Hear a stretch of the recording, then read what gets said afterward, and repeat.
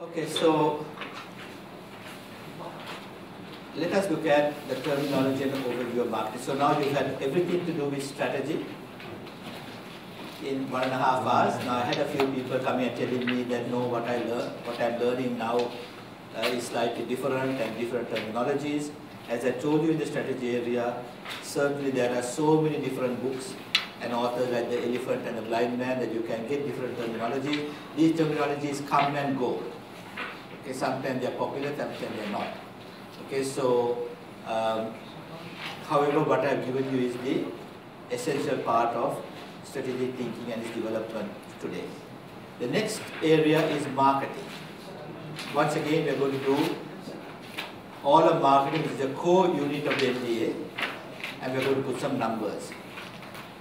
Now, accounting has been around now for 500 years since Luca Pacioli, but marketing has only been around for about 60 years. Okay. So before we had the term marketing, what did we have? We had the production sales era, and essentially this is pre-World War II. World War II is from about, I think, 1944 to 1947 or 1943 to 1947 or something like that, but this is before that. Okay? We had the production sales era. It was very much a production-oriented industry. The sources and supply of goods was limited, most often because England was the source of the Industrial Revolution. In many parts of the world, including the Middle East, India, Sri Lanka, Australia, and so on, the goods of industrial goods was from England. People at the Philippines had goods coming from America, but even America had a lot of goods from England. Okay. The customer demands are relatively unsophisticated. We did not have that much of choice. Okay. We had a few models, few colors. There was not much choice at that time. Limited competition meant that goods were generally bought and not sold. This means that if you say you wanted a refrigerator, you had to go into the shop, okay, and then ask and choose between a few models. So the salesman simply pushed what was there to the customer. So people dealing in such product were termed to have a sales orientation. You simply, customer came to you and you pushed the product. Well, all that changed after World War II, and we have this person called Theodore Levitt. Unfortunately, he also died about 4 years ago, right? Theodore Levitt. So all very good management people. Okay, Levitt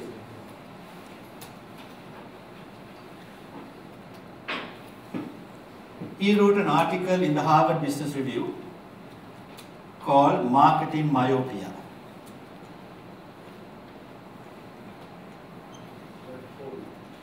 In marketing myopia, basically that marketing was short-sighted. And that article, actually even today when Harvard puts out its list of classic articles, this is always the #1 article because it actually created the entire discipline of marketing. Okay?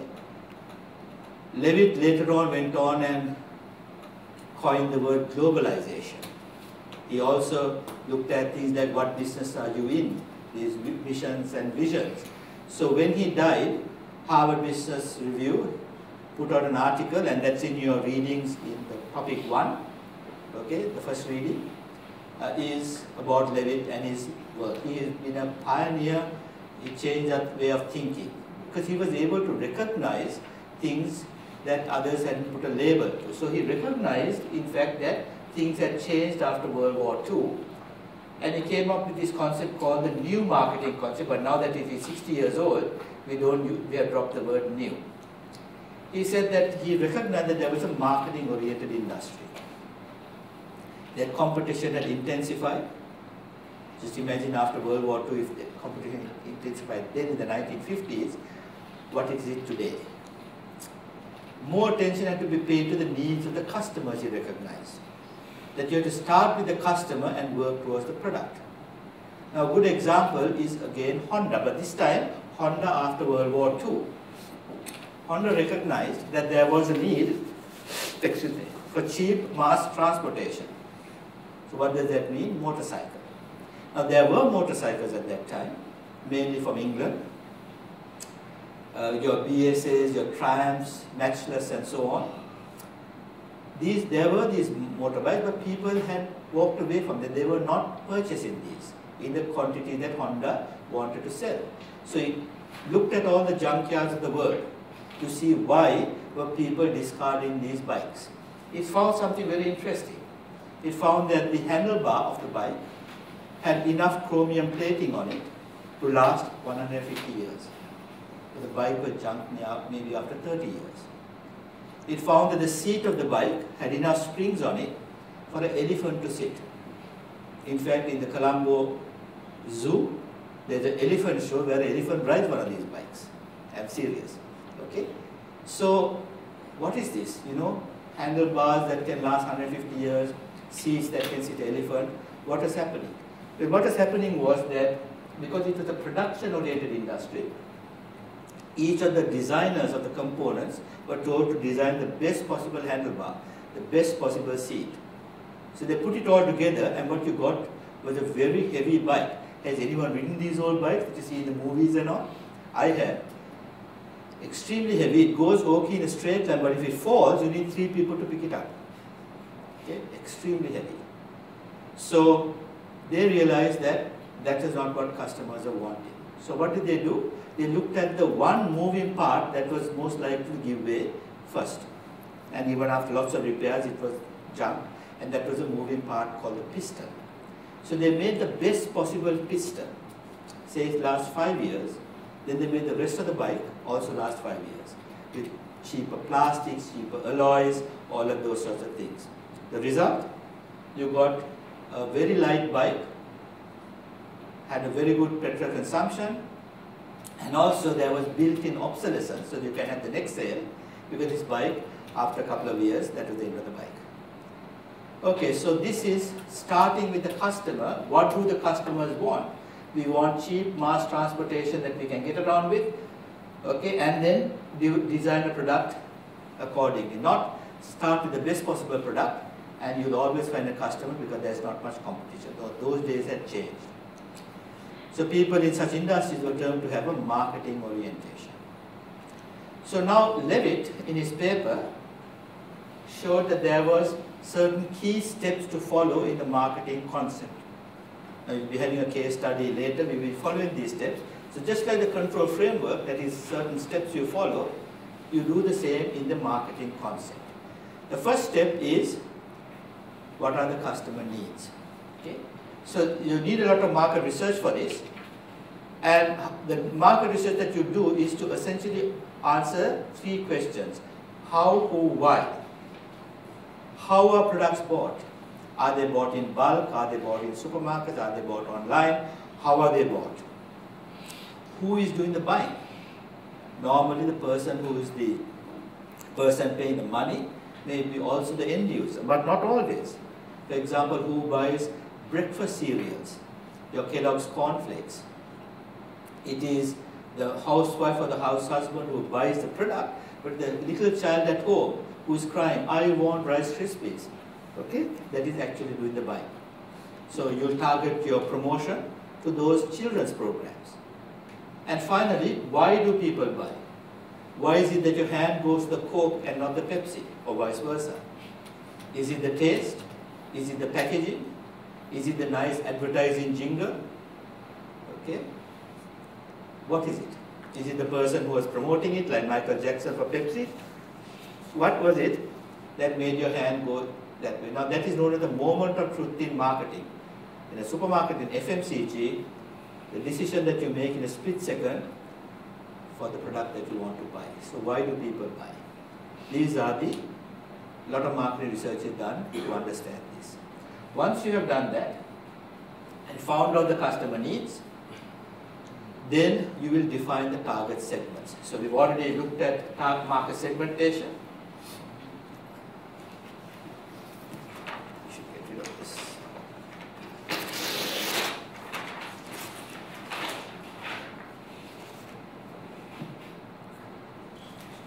Okay, the market segmentation. Oops.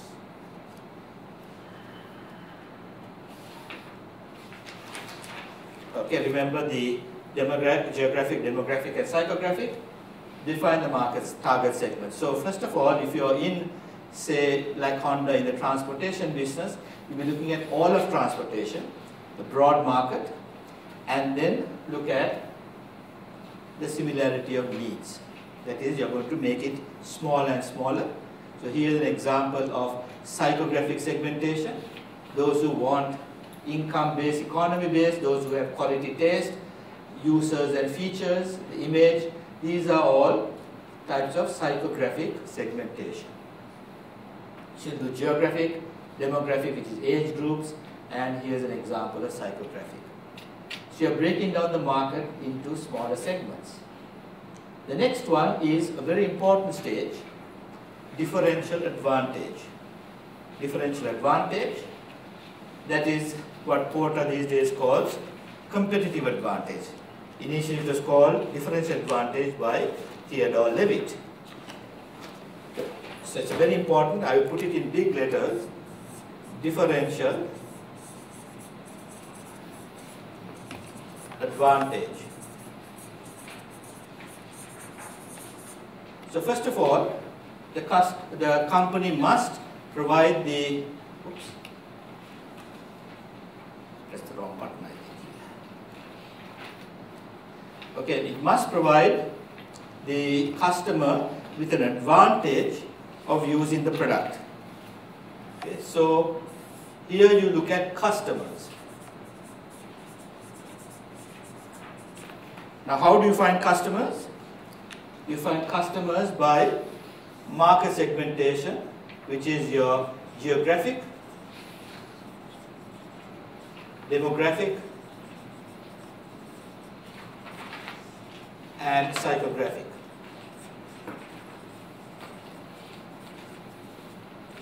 Okay. And then, if you find the customers, why would they buy your product and not your competitor's product? You must provide some sort of differentiation. So you have to look at the competitors. So how do you give that differentiation? How do you make your product different to your competitors? Well, you can have a better product. Okay, here this one has a little button to press to get more ink. You can have a cheaper price. You can do a lot of promotion. And you can have it available in more places. So this is the 4 Ps. You can see how the two combine. Find the customers, then use your differentiation marketing mix. Differential advantage. Okay, so process of creating a monopoly for the company. Use any or all of the marketing mix variables. Product, price, promotion, and place, also called physical distribution. The company must have an advantage by looking at the consumers, must be able to create a differential by looking at the competitors. This is all, marketing is all about consumers and competitors all the time. So that's step number 3. Step number 4, here's an interesting one that one of the students sent me.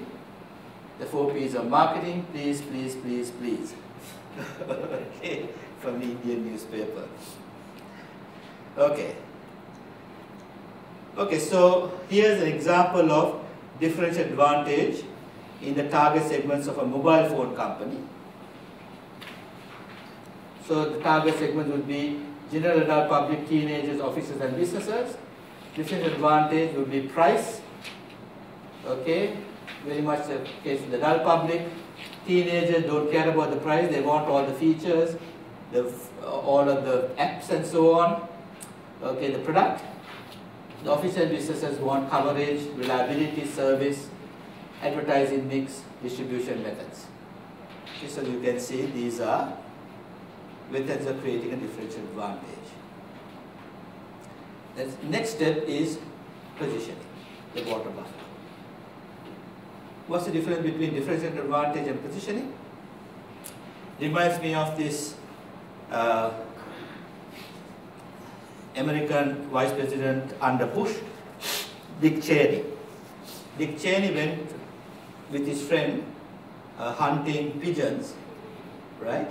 and accidentally shot his friend in the face. Okay. Now it was small pellets because they were meant to kill a pigeon without bursting the pigeon apart. So these pellets went into the guy's face and they had to take one at a time these pellets out. Not a very good friend to have. But what that was called a shotgun. Shotgun sends a lot of pellets out.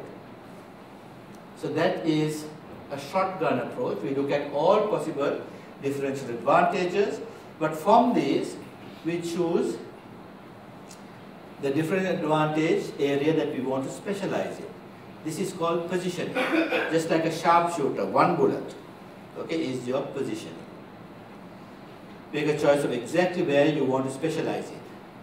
This will depend on the company's product market combination.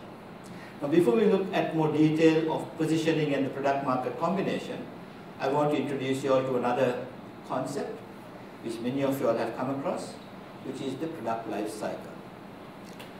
Right? Now the product life cycle has come from biology because everything in biology, life, has a birth and a maturity and a decline and a death. So we have used the same concept of a life cycle and applied it to organizations. Organizations come and go, and in this case to a product. Remember, so this is not an organization but a product, and in one organization you may have many different products at different stages of the life cycle. Okay, so here is the life cycle. The first stage is R&D.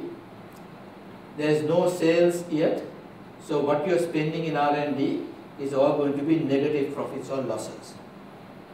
Now in the case of the biology and the human being, this is your 9 months. Okay? Lots of problems, morning sickness and all that for the wife, but no enjoyment of the baby yet, the 9 months.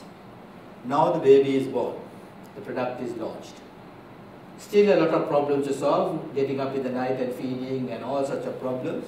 So still not complete enjoyment, but a little bit better, right? So there is sales and profits, okay, and still really no big profits above the zero. Now, in case of the product, this is a very important point, because does anyone know what percentage of products, especially in FMCG, fail, never to be seen again, 3 to 6 months after introduction?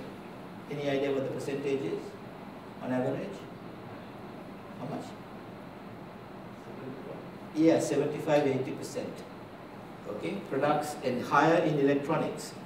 Products that are introduced after 3 to 6 months are withdrawn from the market. It's a huge percentage.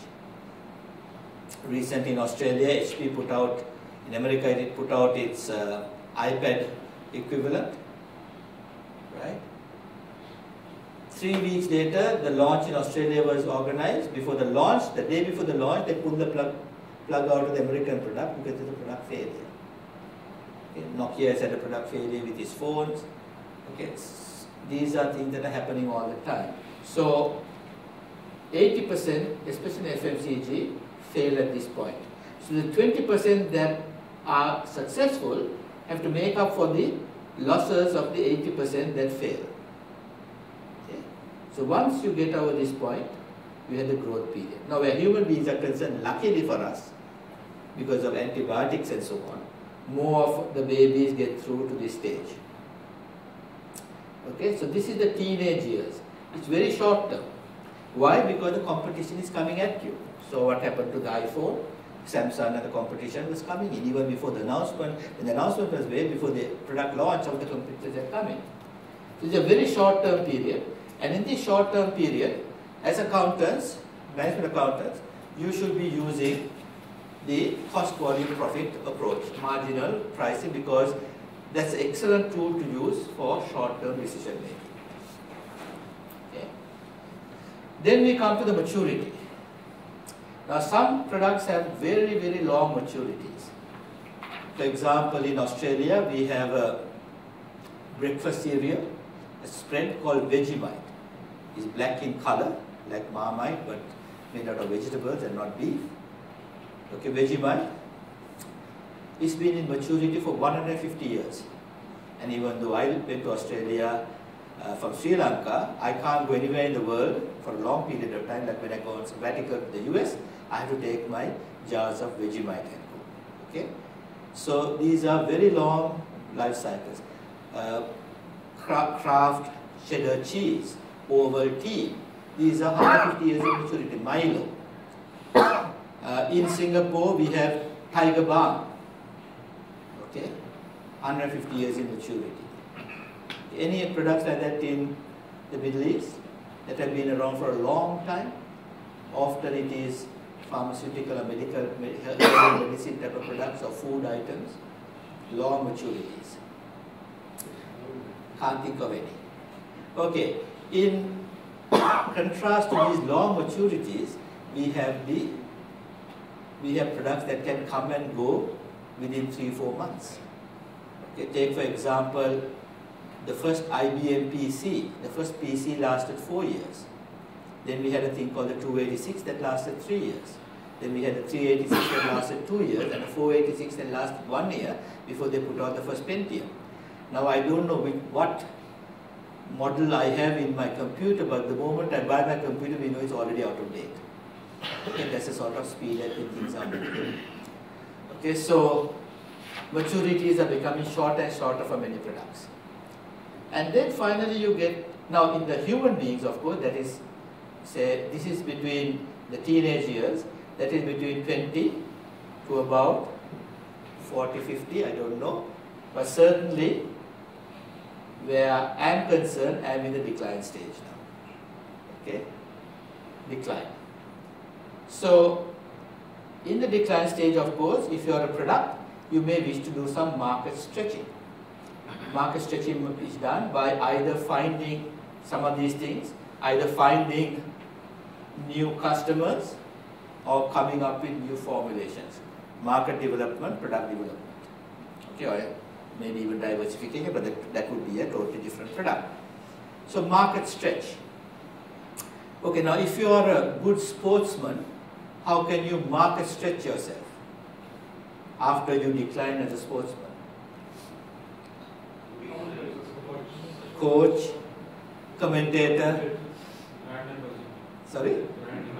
Brand ambassador in India and Pakistan, politician, film star. Okay? So you can see these are market stretchers.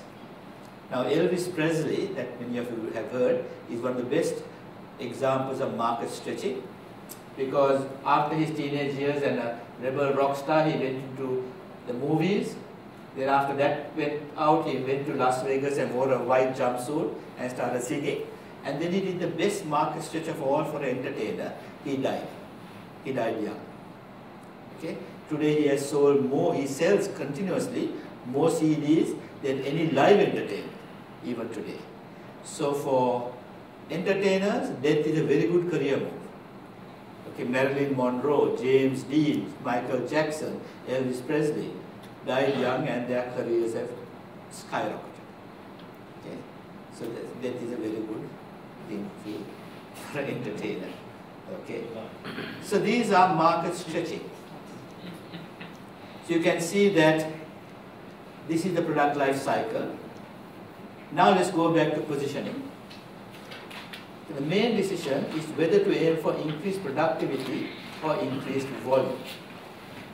Now let's pause a minute.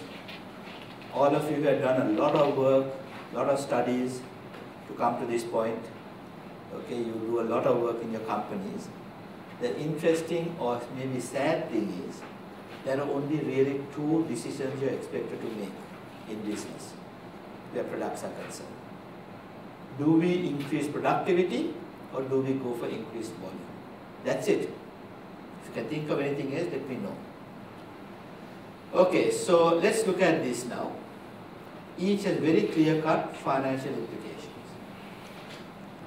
What about increasing productivity? By increasing productivity, we mean squeezing something more out of something. Okay? Make a person more productive, make a product more productive. So it is for existing products. Existing products. Existing products. Okay? Productivity increases may be obtained by increasing prices, if you can, improving the sales mix from high contributing to low contributing, reducing the cost. That is the value engineering that we talked about earlier. Okay, these are productivity increases, usually for existing products.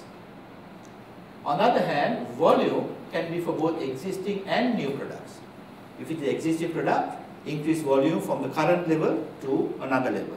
If it's a new product, from 0 to whatever level. So volume increases are for both existing and new products. Existing and new products. The main volume growth alternatives for achieving long-term profitability is given in the Ansoff model that I've already put up on the board. The Ansoff model. Your market penetration, market development, diversification, and product development. Okay. So now let's combine all of these things. Let's look at how the strategic focus changes with the product life cycle. As the focus shifts, you will see that there are various combinations. The marketing mix must also change. Also, the focus shift is from the left to right as one moves from one stage in the life cycle to the next. So here is the strategic alternatives. Everything that you've done up to now this morning is shown in this chart. I find this extremely important for my consulting work.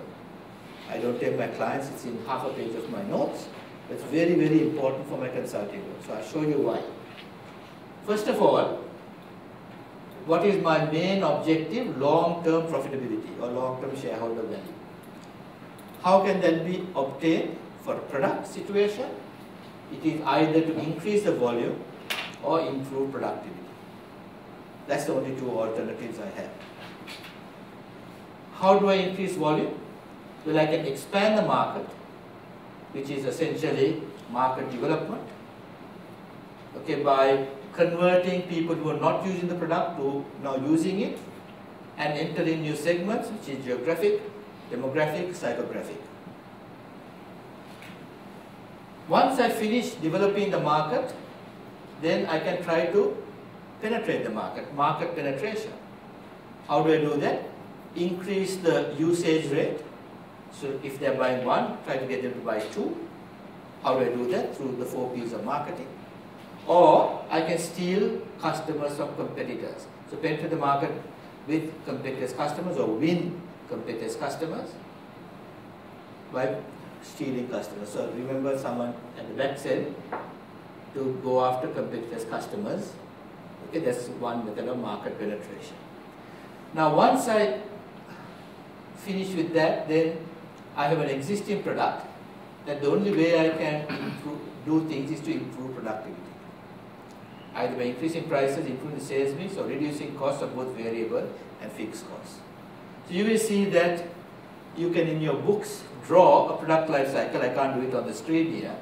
So introduction, converting non-users, entering new segments, growth through penetration, maturity, and then of course when you're getting no more volume growth, the volume growth has stopped, you can only get productivity, or you can get into another life cycle through market stretching. So this talks about, first of all, objectives. It talks about Porter's sources of competitive advantage. Early product would have a differentiated product. Later on you have to get your cost leadership. It also talks about the hierarchy of objectives and strategies. So have a look at this. We need long-term profitability. Let us say we want to have an ROI of 20% in 5 years' time. How do you get it? Through one of these two strategies. Let us say we want to get it through increasing volume by 15% or 20%. So objective becomes a strategy. Then the strategy becomes an objective. How much do you increase volume by? 15%. How do you do that? Strategy. Expand the market. Then that becomes an objective. By how much? 30%. How do you do that? Strategy. So you can see objective, strategy. That becomes objective, strategy. Objective, strategy. So they call the hierarchy of objectives and strategies. Okay, at each stage, once you plug in a number, you are quantifying that objective, the strategy into an objective for the next stage. So this is a very, very useful model to have in front of you. Any questions up to now? The improved productivity in such increased prices, one of the reduced prices to increase volume. Yeah, that is, yes, in this case, what I'm trying to show here is increased productivity in terms of squeezing more productivity. The assumption being that you exhausted all possibilities of increasing volume. Okay, so you have come to maturity point. So decreasing prices to get more volume would be part of this market penetration area. Okay, by the time it comes here, you've got a mature product. No matter what you do, you can't increase volume. Okay, good question. Anything else? Right. So now let's look at, as promised, we don't just do marketing, we do the numbers as well. So we go beyond marketing. Financial dimension of marketing planning. Now some of this you've done already. Okay? The factors that affect profitability in a business. We've already come across the learning curve phenomenon when you were doing your simulation game. Remember, as you got used to making product A, it became faster and faster. So we can extend this phenomenon to the whole organization. If costs decline predictably with units produced, the competitor who has produced the most units will probably have the lowest cost. Why? Because now you've learned how to do it, you can do it faster, you have less raw material wastage, even in the marketing area, we know how to market it, we know how to distribute it. Thus, since products of all competitors in a certain segment have about the same market price, the competitor with the most unit experience should enjoy the greatest profit. In other words, Coke and Pepsi have about the same price on the supermarket shelf, but since Coke has a significantly larger volume over the years than Pepsi, it would be the more profitable company. That is the hypothesis. The larger you have accumulated volume, the more profitable you are. In fact, recently a book put out, Pepsi has all but given up competing with Coke. There's a small period of time in the 1980s, I think, when Coke went for New Coke and Pepsi became the #1 soft drink manufacturer. But in a very short period of time, Coke came back with the Coke Classic and is now far ahead of Pepsi. It's a very much more profitable company. So what we are saying is this, that A, which has far more total accumulated volume, will be the market leader, having, because the experience curve, a lower cost per unit than the smallest competitor. Therefore, A would be a more profitable company.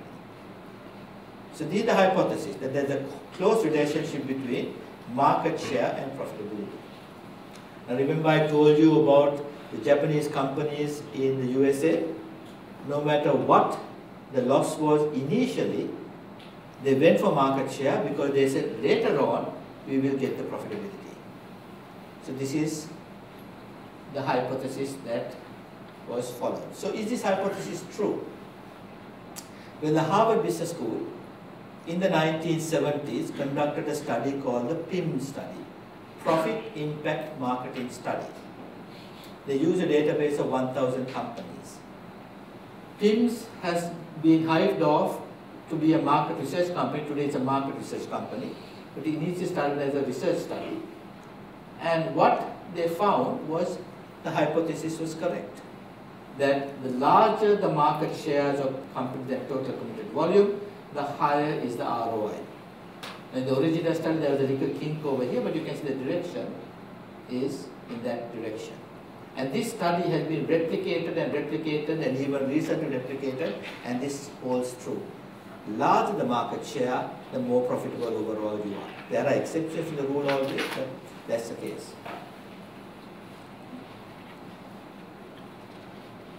So the study seems to indicate that if a company maximizes its market share, it will maximize ROI as well. Interestingly, we ask, is this conclusion correct? What does it mean for the financial controller? For the controller, the implication of the PIM study seems to be forget all controls initially and allow the new product manager to go for market share at all costs. Now, if you do this blindly, it could be a recipe for disaster if you do it blindly. Because there are two reasons why you should be careful. First of all, investment in market share generally requires large cash resources. In the case of Datsun and Toyota after the war, that was provided by the Japanese government. But normally a company has to have these large cash resources. Every time it introduces a new product, it can't be going to the share market and getting more equity, or it can't be going and borrowing. Most often, it has to have the cash that is internally generated. Okay? Therefore, must have a balanced product portfolio, that is, have cash generating products that are able to finance new products that are usually cash absorbers. So you must have a portfolio that has cash generating products to finance your new products. It's interesting, the latest news about Apple. Okay, as I told you, the share price has fallen from 700 to 400. But today they have announced that they are going to go into the market and buy back their own equity. In America, that's allowed, right? So that they are using, they have incredible cash reserves. I mean, they have $1 billion profit, okay? Billions of dollars. And they're going and buying their own shares. So this is indicating to me that they're not using their cash to come up with their new generation products. Instead, they're using cash to somehow restructure their company, and they have come out saying that they are a company without any debt.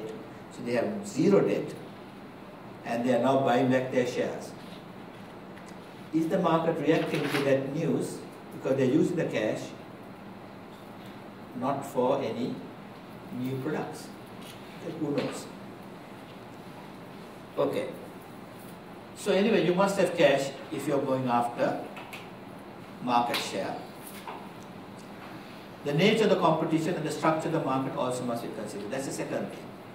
It is easier to obtain leadership in a growth market than take it away from someone who owns it in a non-growth market. If a company maintains volume when the market is growing, it will actually be losing market share. So let's see what that means.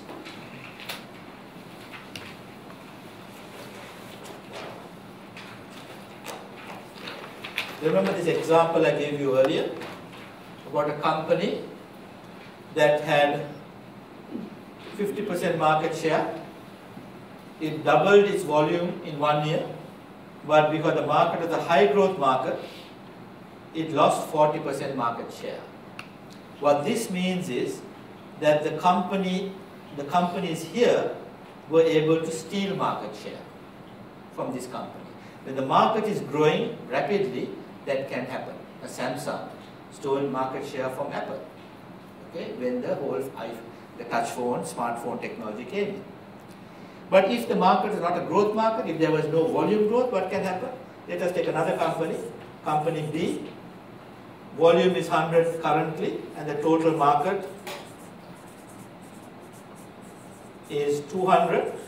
But the market is not growing. It's growing, but not that great. Low growth. But in this case, let us say it goes from 200 to 300. Well then, if Apple is trying to sell 250 and even an increase of not 100% but 50%, it will get 150 and therefore maintain its 50% market share. So in this case, companies here have been unable to steal market share because the market is a low growth market.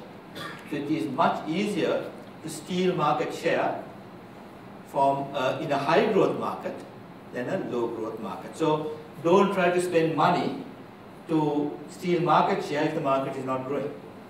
So you've got to be careful. Don't blindly go and try to get market share.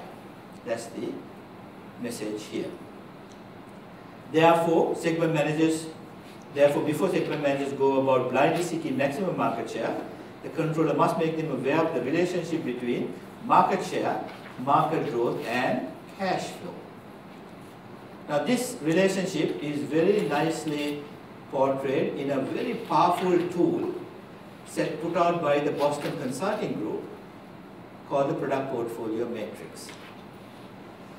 Okay, Product Portfolio Matrix.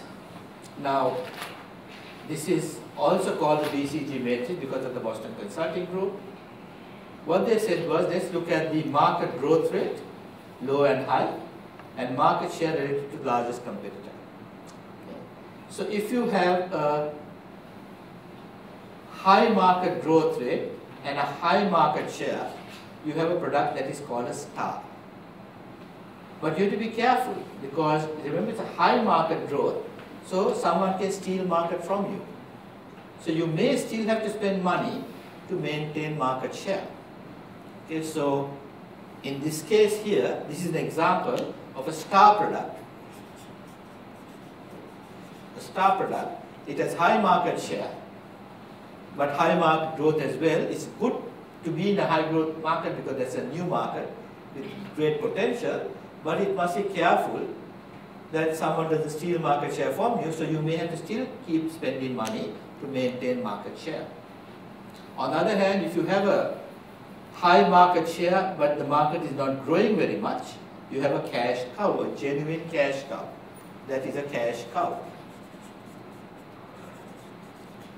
High market share, 50%, but the market is a low market growth, so without spending much money you can maintain market share. So this one is going to give you a lot of money. But the problem with the cash cow is that it is in the end of the life cycle, the rest is now declined. So it's a product at the end of the life cycle with high cash flow. Then we have this product here. This is in a great market, high growth market, but has been able to capture only a low market share. So it is, the companies here will be having problem children. They are in a good market, growth market, but have not been able to capture a large market share. So what do we do? These are good candidates to spend money to get market share. Okay, like what the PIM study is telling you. So you should be spending money for this to grab market share. But be careful that you don't spend money on a product that has no differential advantage. Okay? You must spend money only on a product that has the potential to become a star. Okay? It must have especially something different to your competitors. Okay, so let's take a human being example. If you have a child that is good in mathematics but weak in English, what do we parents tend to do? We spend money on English, right? That's okay for human beings and your children. But where it comes to, if your child is a product, then you should not be spending money on English because your child has no different advantage in English. But you should be spending money on mathematics to make that child a star mathematician. That's what we are saying. Don't waste money on the English, okay, but make the person the potential star mathematician. And if your child does not know mathematics or English, what do we do? What should we do? Kill them. Marketers will say slaughter or put to sleep. Okay, but in real life, what we can do, if it's a girl, marry to a rich husband. If it's a boy, find a rich wife. Okay, but no point spending money on education. Okay, so that's a problem child. Now these are also called wildcat, question mark, all such names are given to this particular category. Yes? Just in this matrix, it's considered also the alternative markets? Yes. It's my question. What do you, your question is, what do you mean by relative? Because you are speaking about an exact market, okay? Or no, a relative market. In other words, let us say that the market leader has 50% market share and you have just 5%, that would be a low relative market share. But if you have, your market leader has 50% and you have 45%, well, that's a high relative market share, even though you're not the market leader. So it's relative to the market leader. Okay?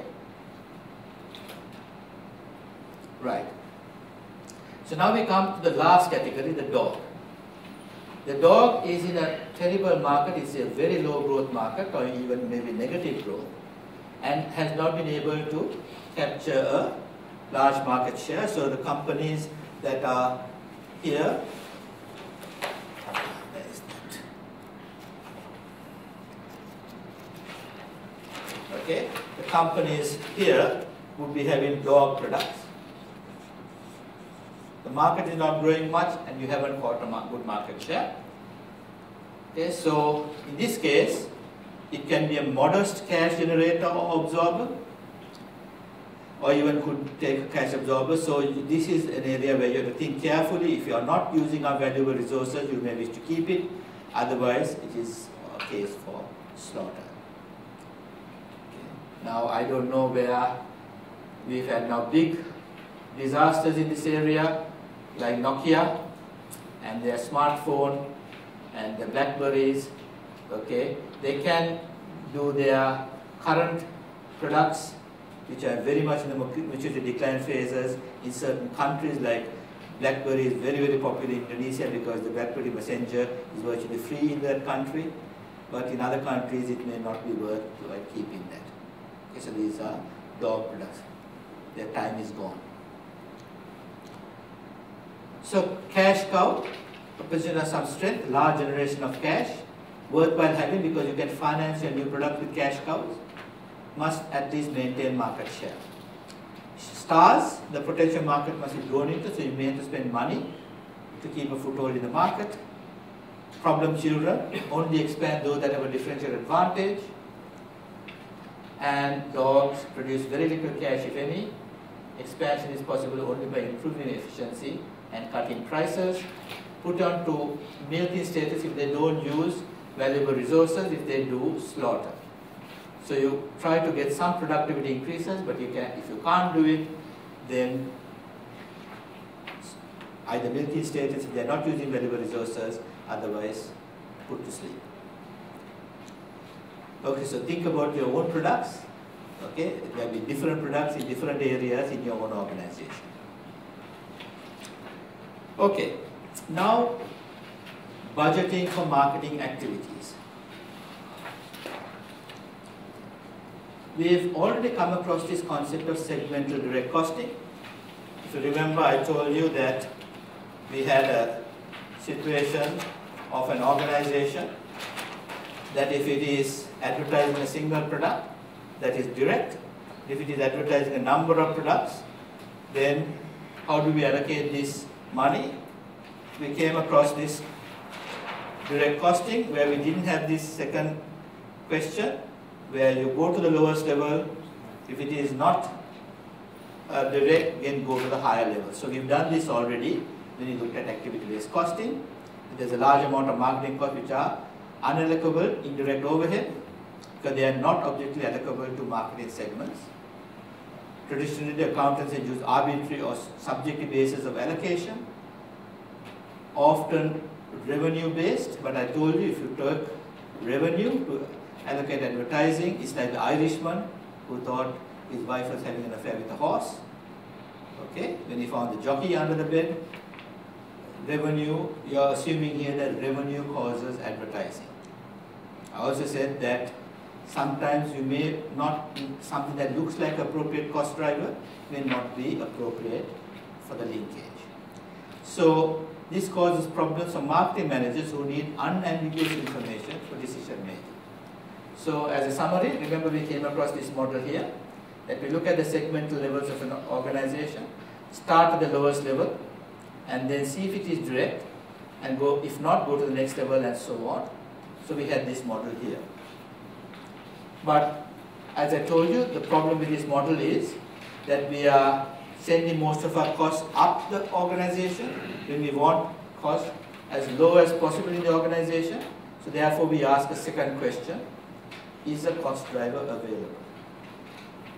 If the answer is yes, that means it has to fulfill 5 conditions: measurable, controllable, acceptable, linkable, and simple. Then we can allocate. If the answer is still no, we will take it to the next level. So this is the model we are going to do in now great detail for a marketing segment. So we'll map natural expenses into functional expenses. Okay, you saw that in the diagram I had over here. The natural expenses into functional expenses, same as financial accounting, up to this stage, and then allocation by function. But this stage here, okay, is where we are going to use the model over here. Start with the lowest level segment, attach only if it is expensed fully at that level, that means it's direct. Allocate only if there is a cost driver at that level, which is the indirect cost. If not, see if they allocate at the next level, and so on. Okay, so here is the marketing budget model that we are going to put up. Okay, you'll be working on this with this model in your case study. These are multiple regression formulation incorporating product and customer related variables and constants representing attachable or allocable fixed costs. So here's the model. Now it looks a little bit complicated, but it's not. All it says is that C is your contribution per unit, that is sales minus variable cost. So C1, C2, C3 is the contribution per product for 3 units, multiplied by X, which is your volume, X1, X2, X3, product unit sales. Then you have non-volume related factors, E1 and E2, which are the complexity costs, multiplied by the cost drivers, Y1 and Y2, the structural cost drivers. And then we have fixed costs, shown separately, either attachable or allocable to the segment being analyzed. And PC is the promotional cost used to secure a segment's contribution. Please note that I show promotional cost as a separate item, and I'll explain why in a minute. Okay, so this model actually follows the economic value added or residual income approach. Economic value added or residual income approach. So let's see what that means.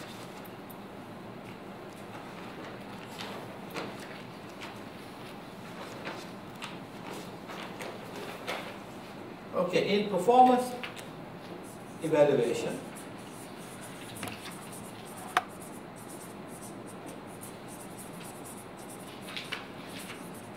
I've already introduced you to ROC, and I told you that if you do your balance sheet properly, your return on capital employed will be the same as your return on investment. So ROC and ROI would be the same, and that would be equal to your profit return, let us say that is 30, divided by your capital employed or your investment. In our example is 300. So you'll have a 10% ROI. Okay, that is a ROI calculation. You'll compare that against your cost of capital, 8%, and you say yes, it is a profitable company. But another way of doing that is to take your return. So there's one method.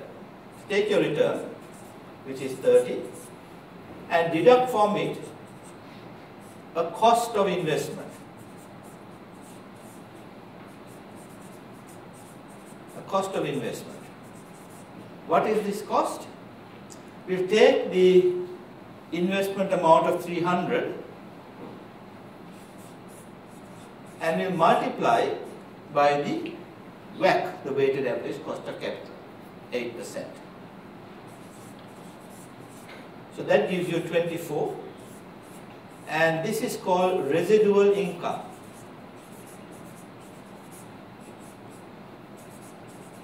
Residual income, in this case, $6.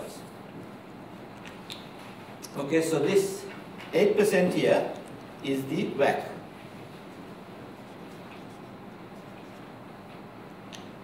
Okay, now this computation is taking the investment above the line as just another expense. Okay. Now this has been around since the 1950s, but in the 1980s, two academics called Stern and Stewart, okay, took the same view and they trademarked this method and they called it EVA, economic value added, and they put a registered trademark against it. So interesting way to make money. You take already established concept and put a trademark. Okay, so we asked the students what's the difference? They say, oh, big difference. We make 150 adjustments to the return. Now some of the adjustments we know, because you can't keep interest in this, you have to add back interest because you have interest already here, and things like that. But they said, oh, you won't tell, we said, what are the other adjustments? They said, we won't tell you, but use our services and we give you your EVA value. Okay, so it is a business model. But however, it's caught on. So we are going to use the EVA approach or the residual income approach, okay, by putting the investment above the line. Thus, the charge for cost of capital is levied against a segment. This includes variable cost of capital, such as for debtors and stock or inventory, and accounts receivable, and fixed costs of capital, your fixed assets. But remember, your inventory, accounts receivable, and fixed assets all are part of your investment. So that's the balance sheet. Okay, now just look at the bottom here. Promotional costs are shown separate. You can see in the model, as I told you, PC is separate. Why is that? I mean, surely promotional costs can be incorporated into your either your contribution costs or even your complexity costs. Why am I treating it separately? Now, something accountants, as management accountants, should realize is something extremely important that is often forgotten is that promotion cost is different to every other cost. Okay? Because promotion cost is demand creating. You create demand. Every other cost, salaries, heating, lighting, transport, is supply related, providing the product to the customer. Promotion brings the customer to the product. You cannot confuse the two if you are going to do proper marketing planning. Okay? Promotion should be treated separately as creating demand, and every other cost can be incorporated as supply related or providing the product or service to the customer. If you try to put a demand related cost with a supply related cost, you're going to get meaningless numbers. That's why PC is a separate item in our budgeting exercise. Any question with that? Very important point. Okay, so let us now do an example. The marketing management wishes to test the likely financial results of the following promotional efforts. Advertising 50,000, promotion, other promotions like point of sale promotions is 25,000, salesman salary and travel 30,000, sales commissions 5%. If such promotion is carried out, the marketing research has projected the following cost driving incurrence. We are going to be able to sell 20,000 units of product A, 5,000 of product B, and 7,000 of product C, that is X1, X2, and X3. We are also told that there is certain structural cost drivers. All three products together have to be transported 50,000 grand kilometers, and there will be about 2,000 invoices. Remember, the invoices would have all three products or one or more products in those invoices, so we can't separate them out. Here are the contributions per unit. Sales price minus standard production variable costs and non-production variable costs such as stock handling and stock holding. Now those of you who do costing would realize that yes, stock handling is a cost that we normally look into our product costing, but stock holding, why have I put stock holding cost? Normally we don't incorporate it. The reason is that we are using the EVA model, okay, and so the cost of holding inventory is brought into the model. Okay, that is why we have stock holding costs. Excuse me. Yes. How we calculate the cost of holding the stock? You would calculate it. Very good, if you do. Okay, but most accountants, if you look at any textbook on product costing, does not look at stock holding costs.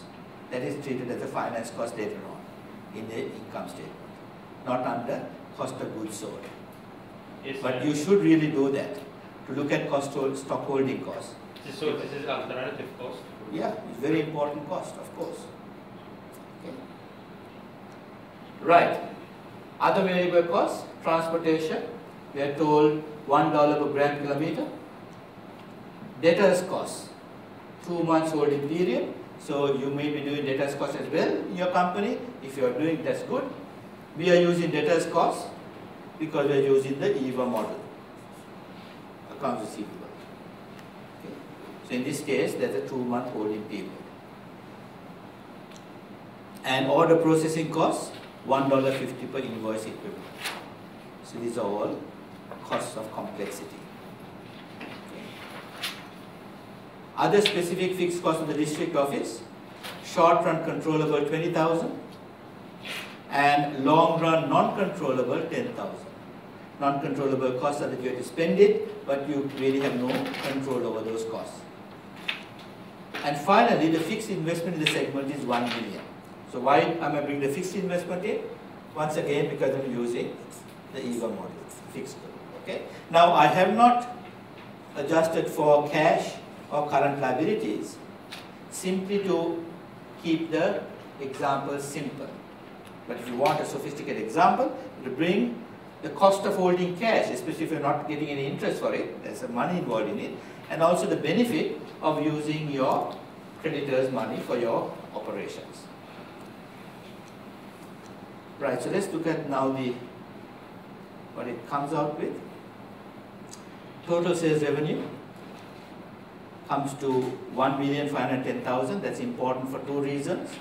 One is to calculate your sales commissions, 75,500, and the other one is to calculate your debtors cost.